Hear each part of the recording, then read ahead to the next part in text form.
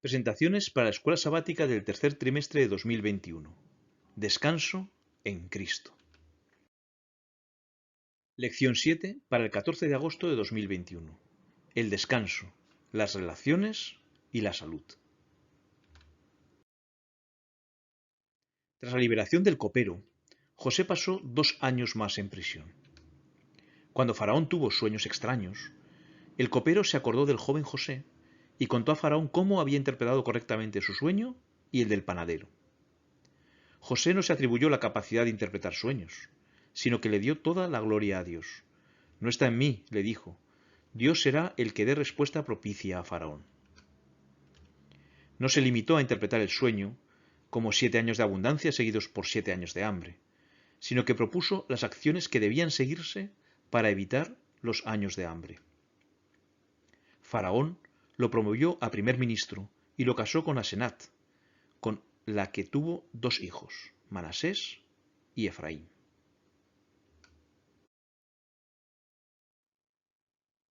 La historia de José no acabó cuando alcanzó una vida de éxito como primer ministro de Egipto. Al comenzar el primer año de hambre, José enfrentó su pasado. Sus hermanos estaban delante de él, pero en circunstancias totalmente distintas de la última vez en que se habían encontrado. En sus manos estaban el castigo y el perdón. ¿Cuál elegiría? ¿Y cuál fue la base de su decisión? ¿Ha habido algún cambio?, se preguntó. ¿Hay arrepentimiento? ¿Debo perdonar? ¿De quién depende el perdón? ¿Y después? ¿Qué ocurrirá después? ¿Ha habido algún cambio?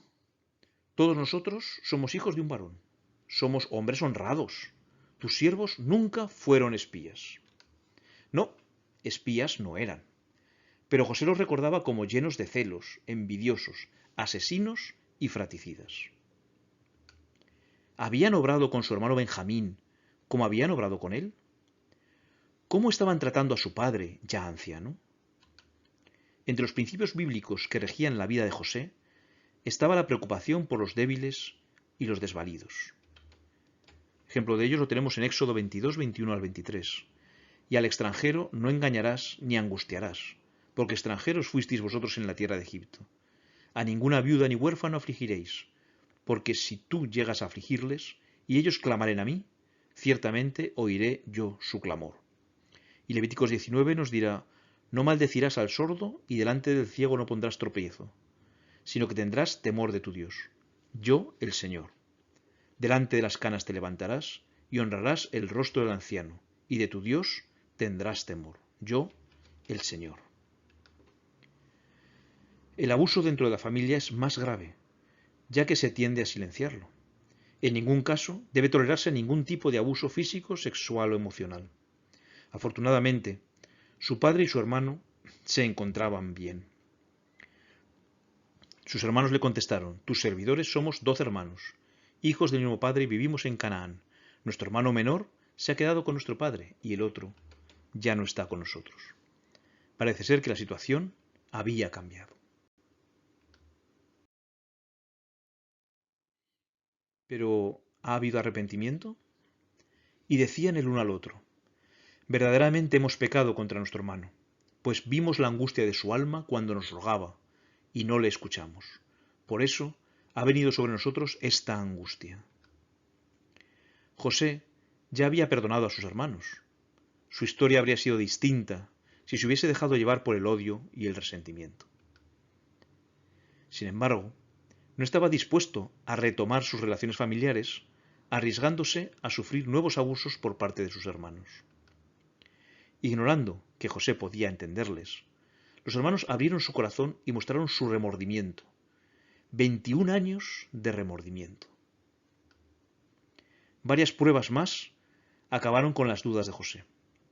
A pesar del claro favoritismo mostrado hacia Benjamín, ninguno de sus hermanos demostró celos o envidia por él, sino que incluso lo protegieron. Oigamos el relato. Y José tomó viandas de delante de sí para ellos, mas la porción de Benjamín era 5 veces mayor que cualquiera que era de ellos. Y bebieron y se alegraron con él. Y Judá ante José le dijo: te ruego por tanto que quede ahora tu siervo en lugar del joven, es decir, de Benjamín, por siervo de mi señor, y que el joven vaya con sus hermanos. Porque ¿cómo volveré yo a mi padre sin el joven? No podré, por no ver el mal que sobrevendrá a mi padre.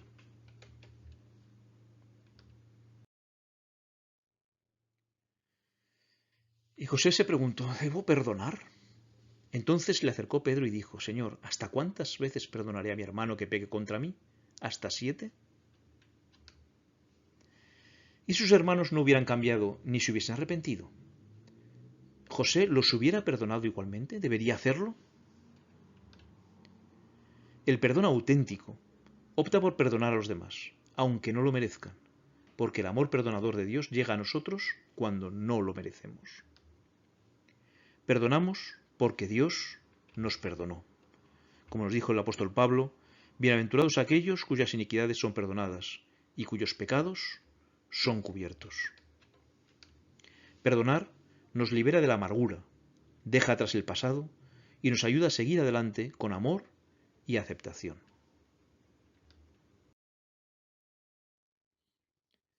¿Y de quién depende el perdón?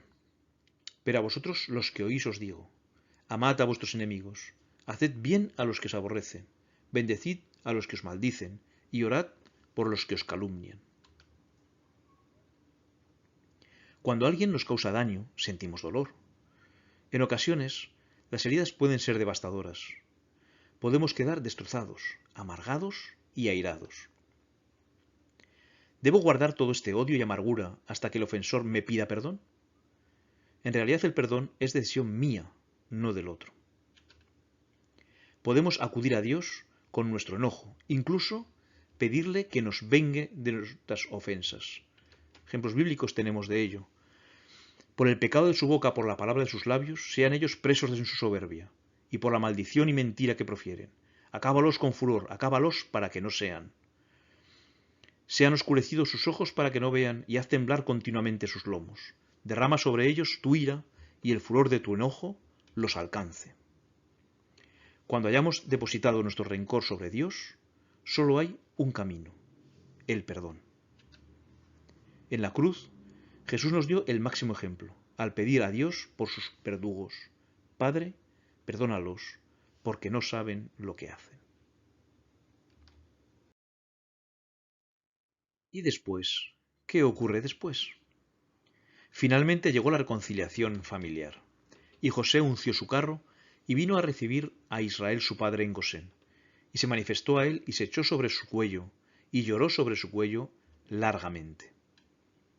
Todo parecía perfecto, pero el tiempo mostró que todavía quedaban algunas heridas por curar.